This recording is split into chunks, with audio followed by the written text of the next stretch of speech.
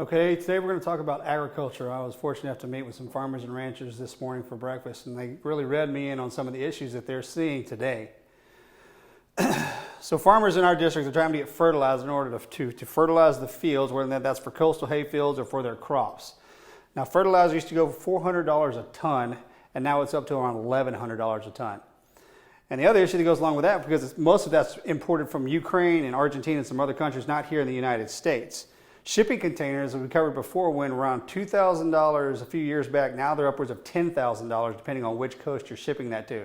So not only is the fertilizer more expensive, but so is the cost of the shipping containers. Moving down to farm equipment, the turnover rate for farming equipment in these ranchers and farmers is a lot more than you think. They have to do that every couple of years. And they're having just as much problems getting their farm equipment as we do our vehicles. And diesel for these equipments, they used to be able to run off of red diesel. They still do. Red diesel was about $2 cheaper than the green diesel, the low sulfur diesel that I put in my vehicle. But now red diesel is around $4.70 a gallon. So they're having to pay just about as much as I do to drive my truck on the road.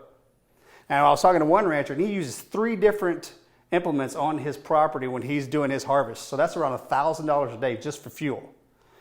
There are labor shortages. They can't get people to come to work the field, so they're growing these crops over the season, but they don't have anybody to harvest it, and the crops are dying on the ground. And all this cost that's being incurred by our farmers and ranchers are being passed off to each and every one of you. And that's why you're feeling it in the grocery store. Got to fix it.